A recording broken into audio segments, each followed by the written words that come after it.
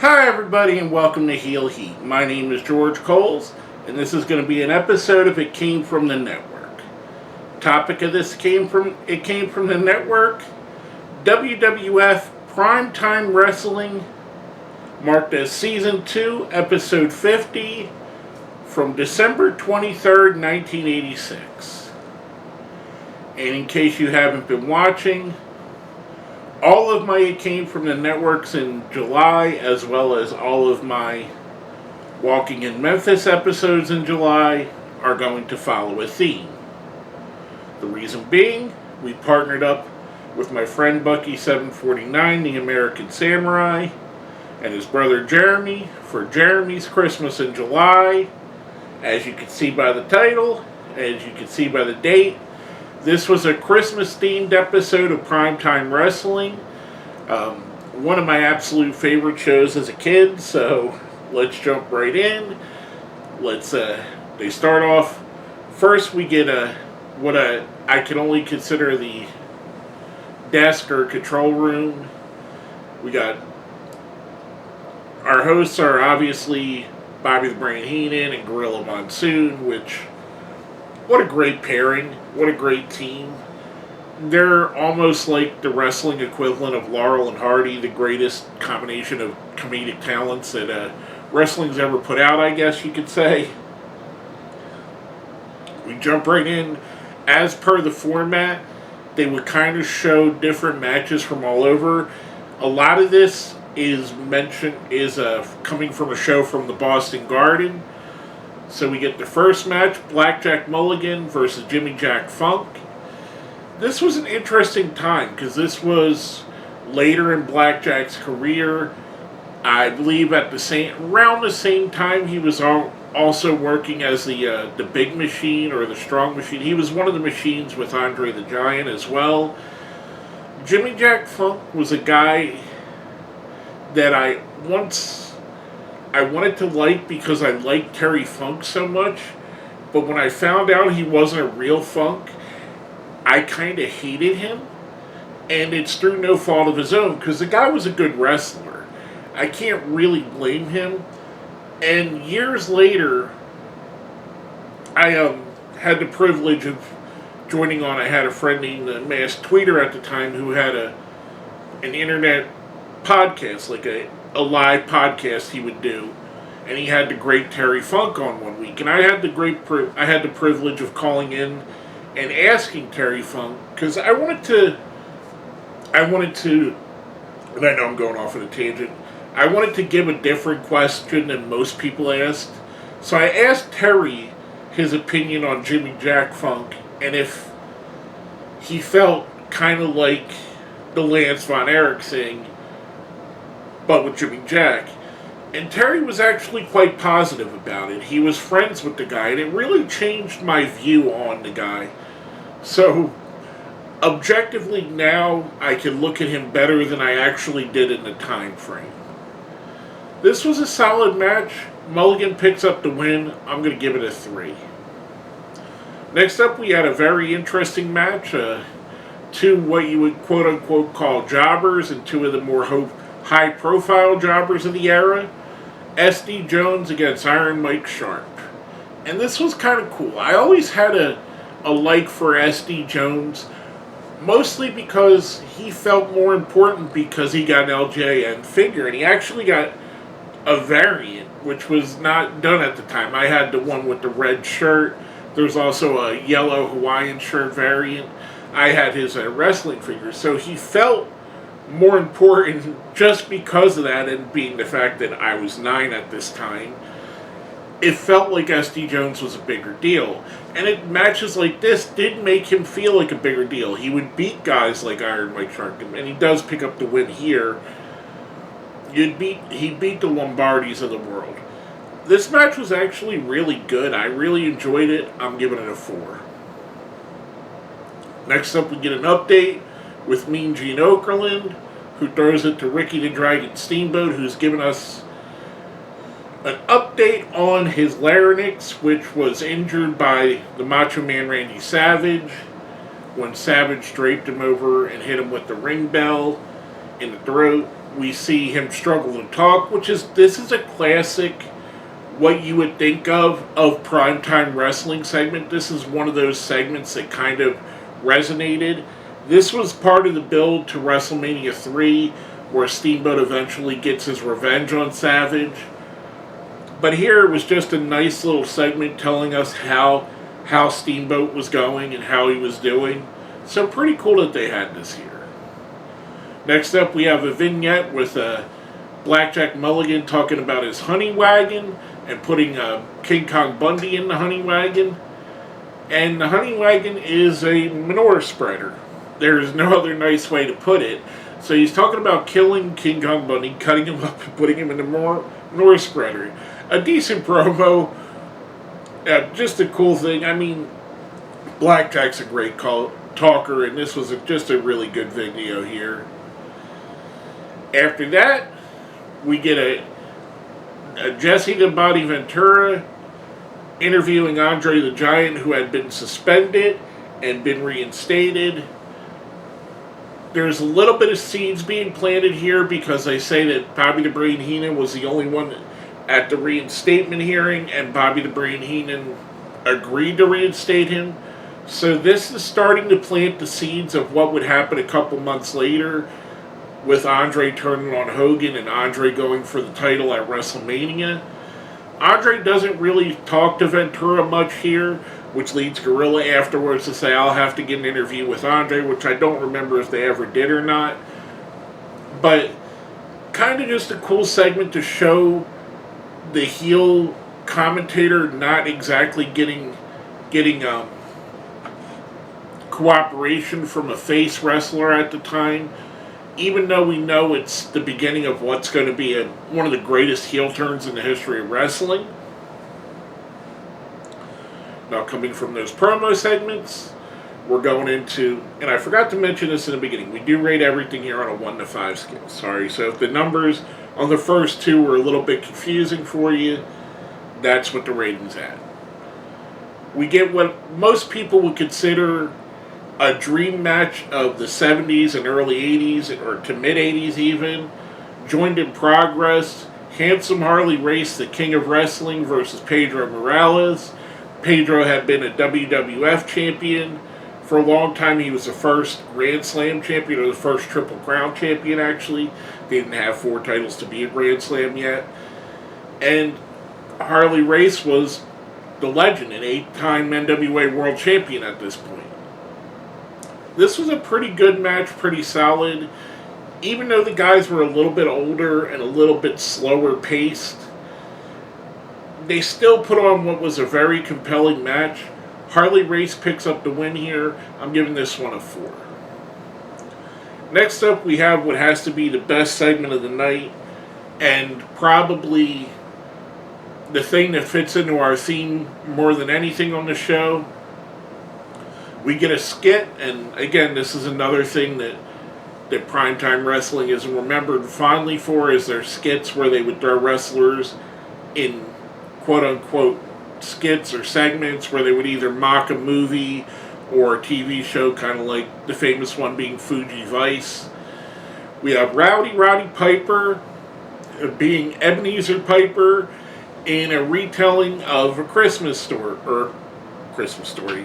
retelling of Christmas Carol by Dickens. This was amazing. It all happened in one segment. There were actors brought in to be Jacob Marley, the Ghost of Christmas Present, Past and Future. Piper chewed the scenery here. This was Piper, and this is going to sound bad, but it makes a lot of sense when you go back and watch it. Piper was what I can only quote-unquote say a coke-induced madman here. He was just eating through this segment. He was heel Piper when Piper was at his best. He was absolutely riffing, going off at 100 miles a minute, and just hilarious. He was just great. I've said it before and I'll say it again. Roddy Piper and David Schultz are the 2 reasons I got into wrestling, because I turned on a show, and it had to be late '83, and Piper and Schultz were doing an interview together, and immediately I was like, I gotta watch this. I gotta watch this every week. I gotta see what these guys are gonna do next. Piper, with all the hyperbole about him, all the hype about him, all the praise that's been heaped on him, he is absolutely one of the great characters in the history of wrestling, and just a fantastic segment here. It was so manic and so crazy and so Piper. That's the only way you can explain it. I'm giving this segment a 5. It was outstanding. Next up, we have Mean Gene Okerlund, who brings in a gift for Gorilla Monsoon. They talk about Bobby Heenan owing him money, which is kind of funny. Which brings us into our next match of the evening. The Rebel, Dick Slater, which is why you're seeing this somewhat questionable picture here. And he's going up against a very young Steve Lombardi, who would later go on to be Brooklyn Brawler. This is another match that's joined in progress. The Rebel Dick Slater didn't last too long. I think he was only there for about 6 months under this iteration. Dick Slater, absolute legend in wrestling. And it's kind of interesting looking at it now, seeing how prevalent the quote-unquote rebel flag was back in this time frame. You would see everybody from the Freebirds to this version of Dick Slater use it. And I don't know that it was necessarily a racist connotation, or more of insinuating that this guy's from the South. I don't think it was meant that way, and his character didn't feel that way. It certainly, in this match, there's, you don't really see character development, but his promos didn't feel like that. It just felt like he was a good old Southern boy, which we would see later as a tag team named the Southern Boys. But kind of interesting now, looking back. You got to remember, this isn't too far off of Leonard Skinner being at their height of their fame and them prominently displaying the Rebel flag, or one of the biggest shows on TV being the Dukes of Hazzard, which had a car with a Rebel flag on it.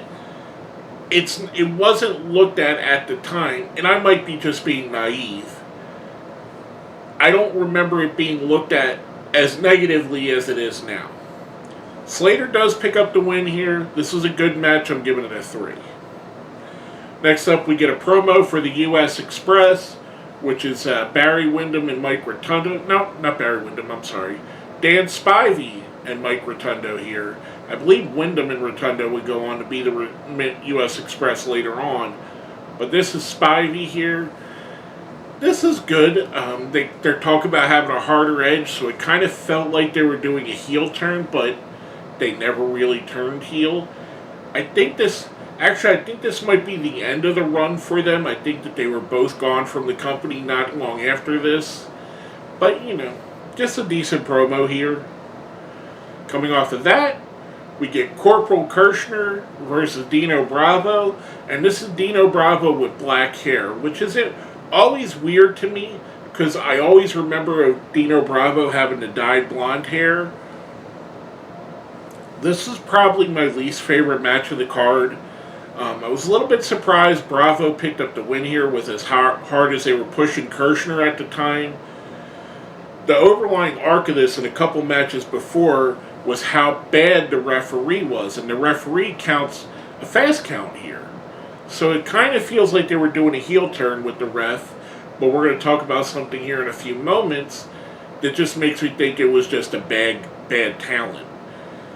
Bravo does pick up the win. I'm giving this a 2. Like I said, it's my least favorite match of the show.